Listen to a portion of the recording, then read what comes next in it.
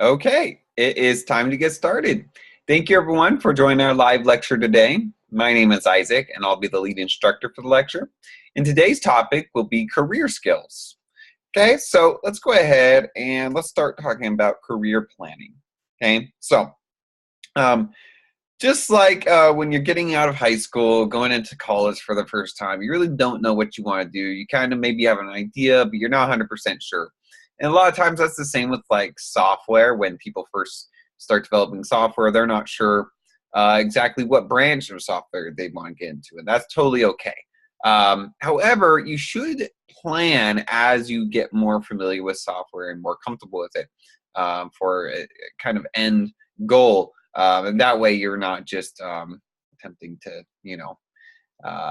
float around. Okay, so that being said, there is a method called SWOT you can use to help you figure out where you fit in based on 4 different factors. Okay, they are strengths, weaknesses, opportunities, and threats. So let's go ahead and go over a couple of those. Okay, so examples of strengths would be like if you're creative or motivating. A weakness would be maybe you're impatient or you're outspoken. Opportunities out there for software would be like maybe front-end engineer or back-end engineer. And then threats would be things like criminal history, unemployment, finances, right?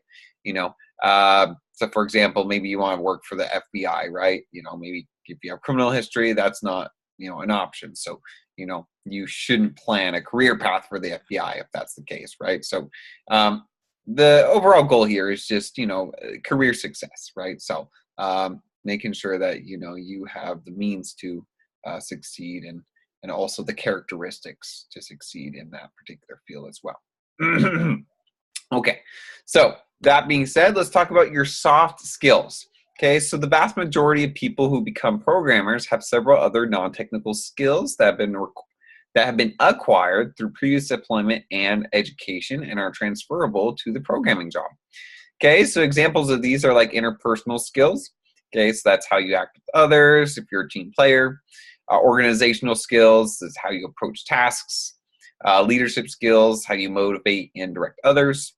And communication skills, how you communicate with others, right? So all of these come into play and they add extra value to your non-technical side, right? So a lot of times they'll have 3-4 developers apply for the same job with the same level of experience, right? So for these hiring managers, a lot of times they look at some of your soft skills and your interpersonal skills and they see if maybe those add more value than the other candidates, right? So definitely identify those and make them, a definite part of the job offer. Okay, so moving right along, let's talk about your tech resume.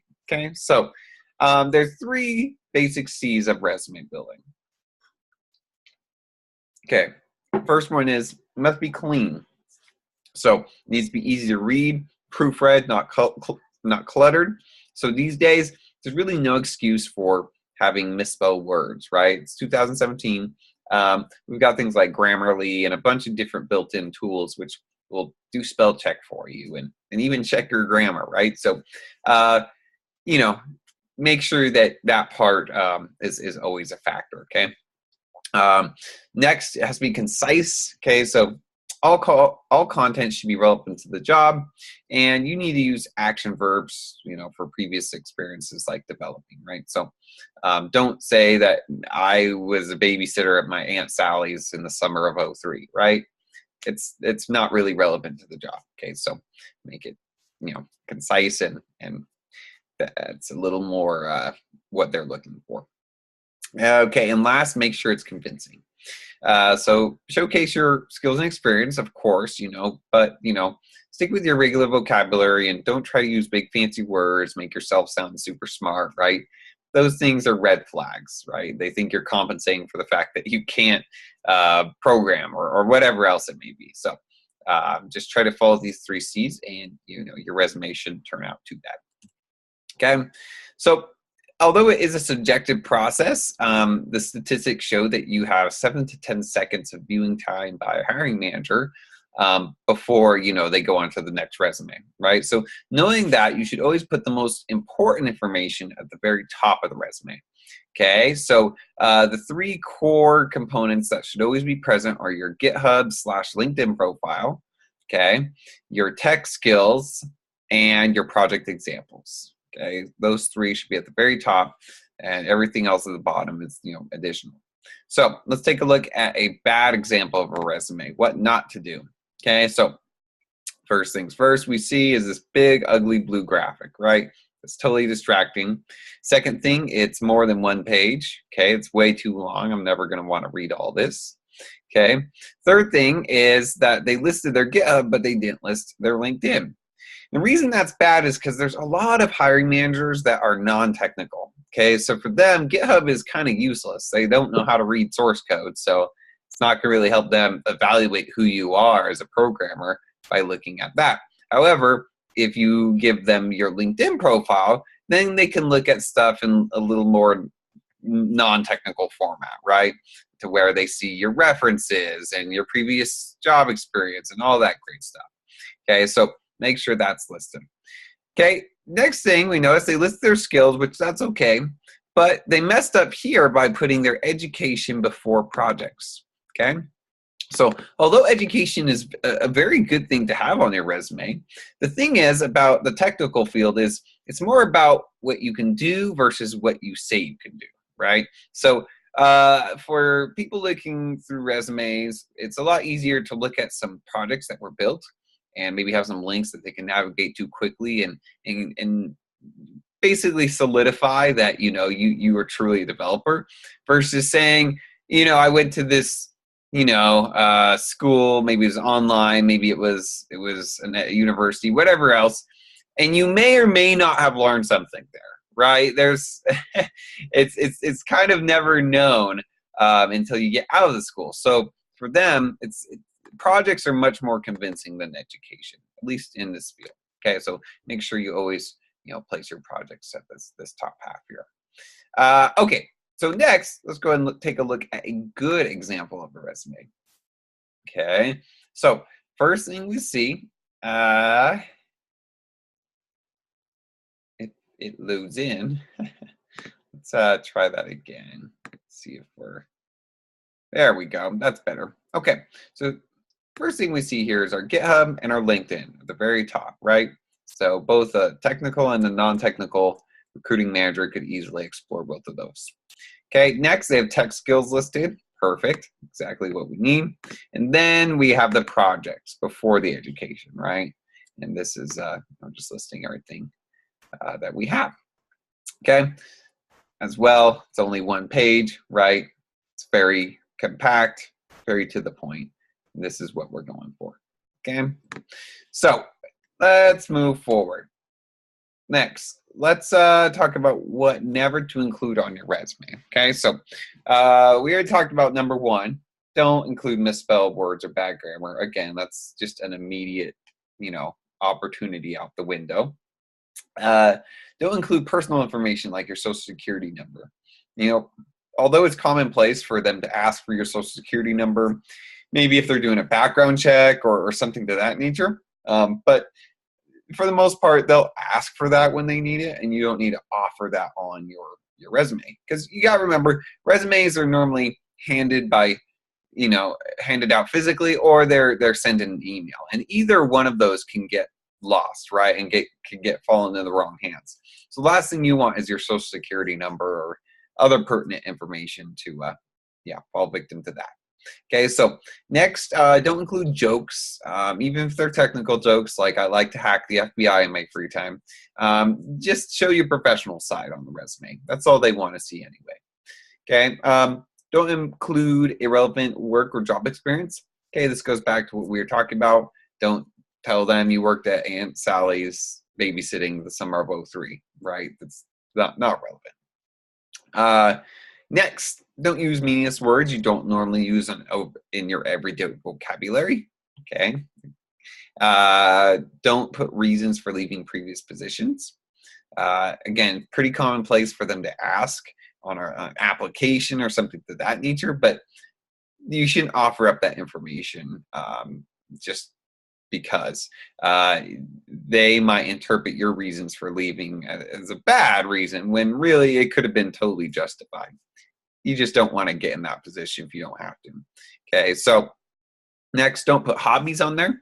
This is considered just a time waster, or not time, a space waster, because there's a lot of other important information you can put on, and hobbies don't really relate to you as a professional, right? So next, don't put salary requirements. Okay, so, if they give you a job offer, they'll ask you, what your salary requirements are. Okay, but don't put that on a resume because it's going to make you sound greedy, and that's all you care about, right? And they want to believe that you're there for a bigger purpose.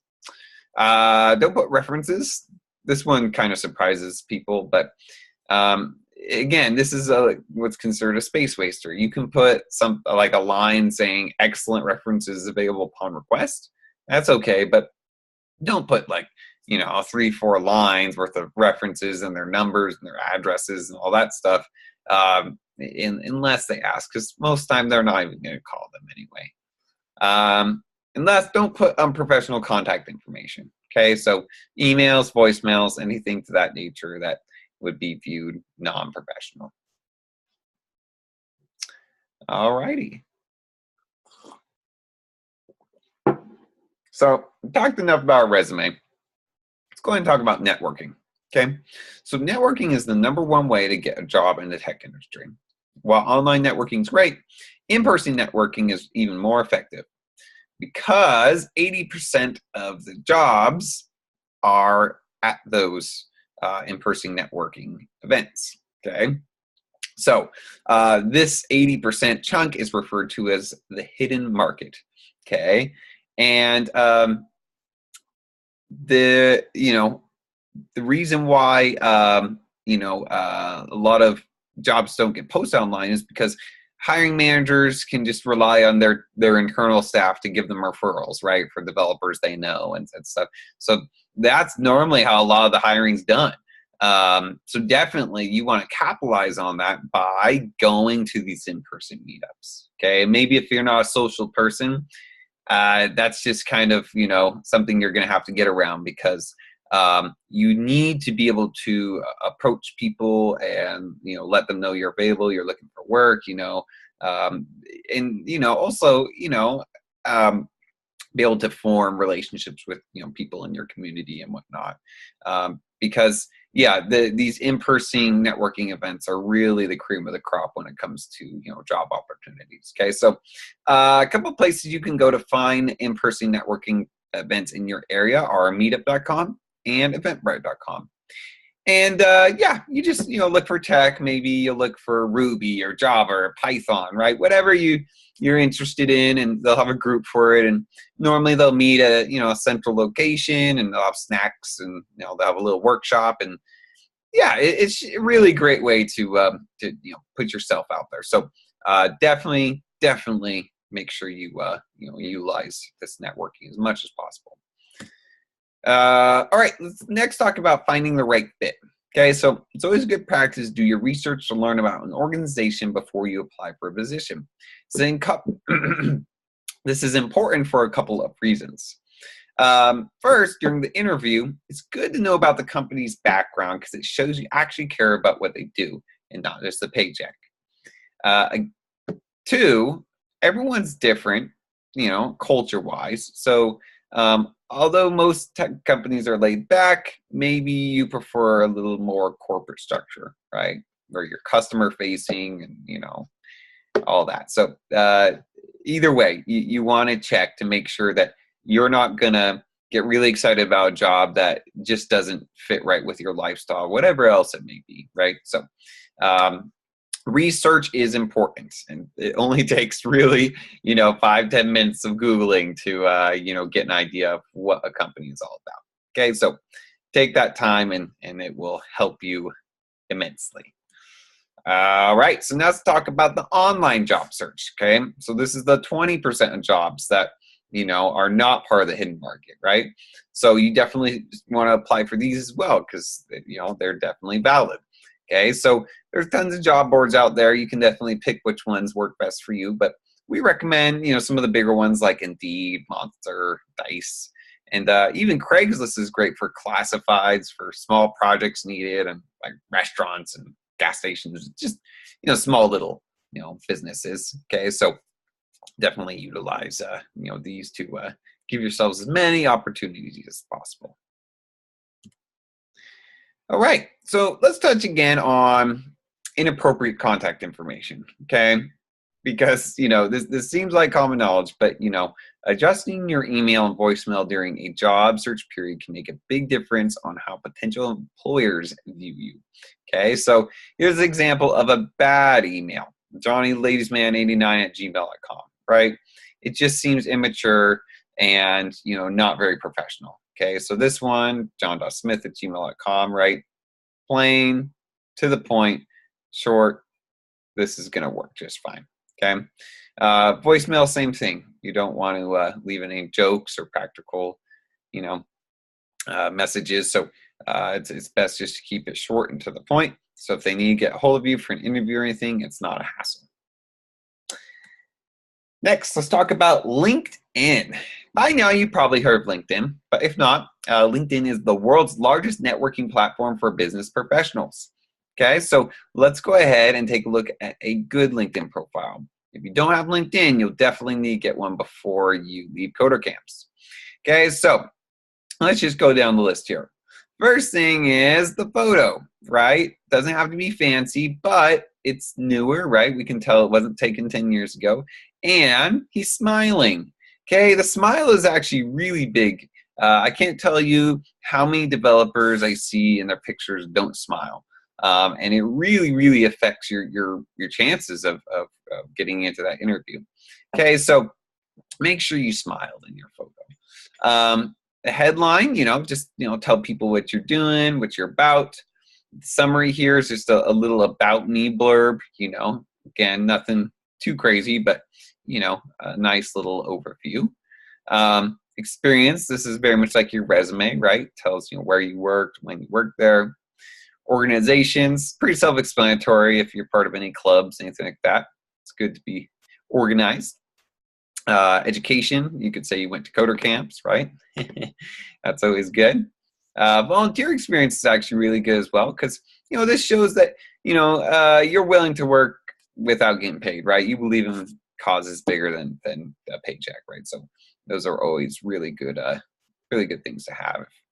Trying to get into places like Google or Facebook, right? They kind of look for the kind of superhero candidates, if you will. Okay, next, skills and expertise. This is one of my favorite parts of LinkedIn because you get to list all your skills. Normally they're like developer languages, libraries, frameworks, tooling, stuff like that. And then you can have other connections in your LinkedIn come in and endorse you for those skills. And the more endorsements you get, the more it adds weight that you can actually perform that skill and do it well. Okay, so definitely fill up your skills and ask for endorsements, because this is really gonna add value to you, at least from the recruiter's perspective. Honors and awards, definitely add those, things you're proud of, accomplishments, right? Normally people who make accomplishments now are going to keep making them. So, employers like to hire those kind of people. Courses, this goes back to, education, if you took specialty courses that relate to the job field. So for example, if maybe they're hiring a software engineer management person, right? Someone who's going to be a project manager, basically. Maybe they would need to be a certified Scrum Master, right? And so Scrum is just a type of development style. And so it'd be good to list that Scrum certification here or whatever else, right? Projects, this is pretty self-explanatory. Any project I have hosted and live that can be linked, definitely put that, make sure that they have access to it, because it's definitely going to validate you a lot.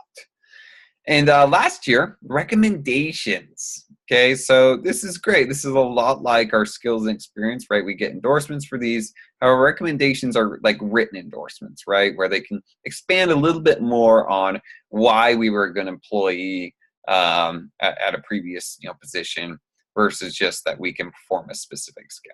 Okay, so that's a rough breakdown of a good LinkedIn profile. Okay, so now let's go ahead and move on and let's talk about GitHub. And let's take a look at a good GitHub profile.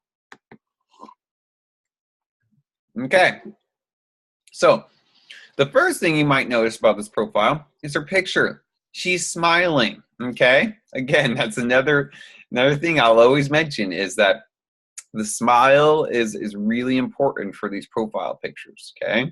So we have a smile here. We notice, she has a nice little short description here, right? She's a junior front-end developer, selfie queen, JavaScript, right? It's it's a little developer-ish, it's not so professional like LinkedIn, but that's okay because this is a developer space, right? And developers are known for being a little quirky. So here we have all the repositories. As hiring manager, I can come in, look at all these, look at the actual source code, and then down here we can track the actual contributions, how active they are. And so, yeah, this is what you want your GitHub profile to look like, and keep active in that way. All right, so let's talk about online branding now. Okay, so it's a tech-driven era, and employers often look at sources that don't have anything to do with you as a professional, such as Facebook. So they've got two candidates, right? And both of you guys have the same level of experience tech-wise.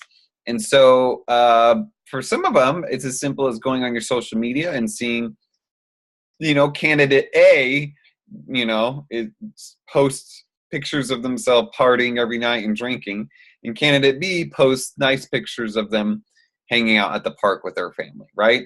So you can imagine which candidate is probably going to get the job. And it might not seem fair, but at the end of the day, it is what it is. So you've got to be aware of that, and you've got to adjust your social profiles to reflect a professional individual.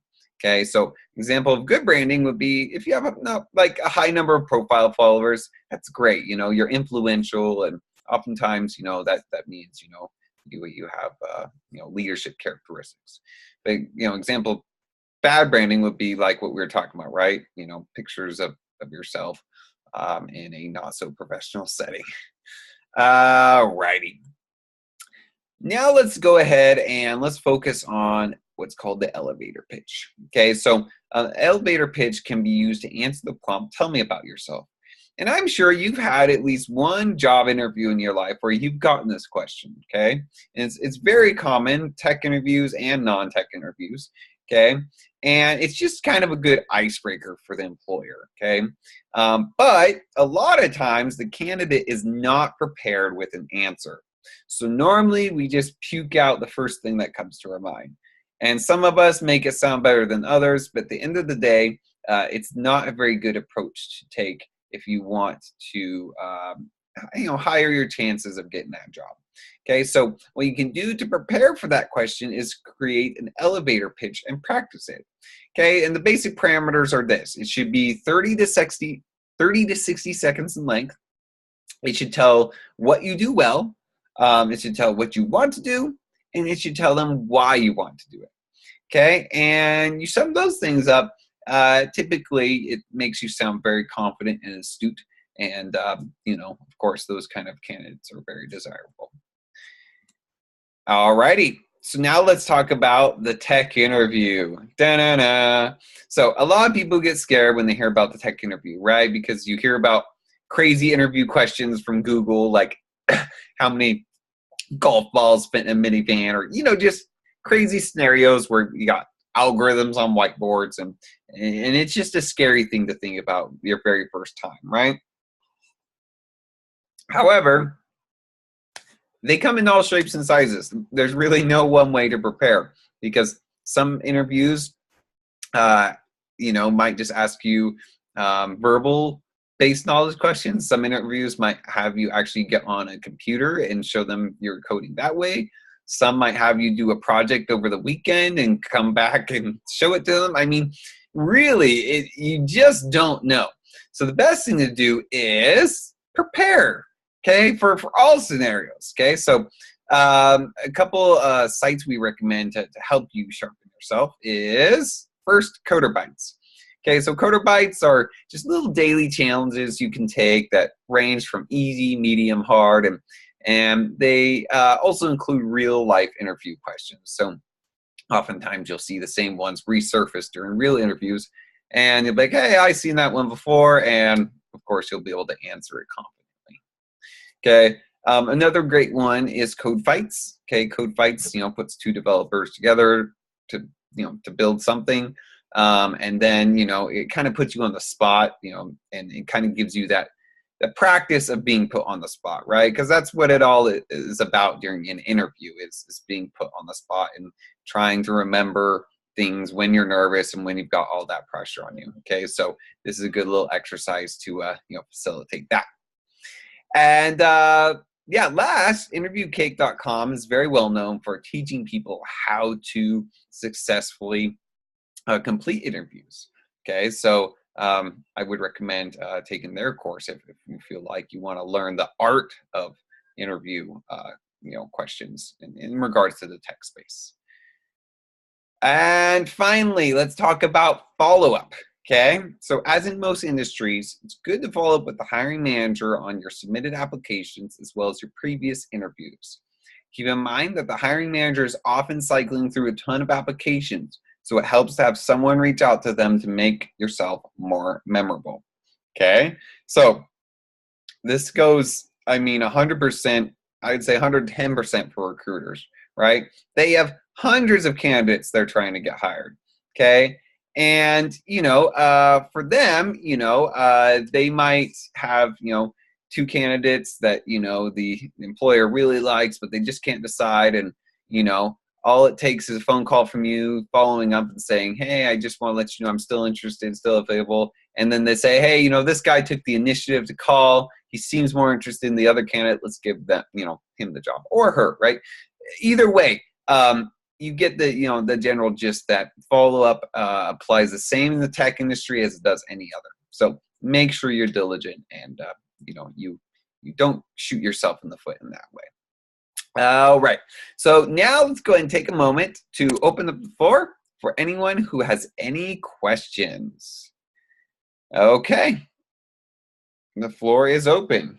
You are free to ask away.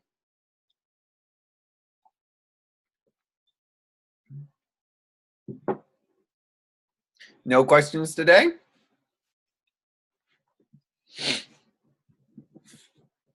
Okay.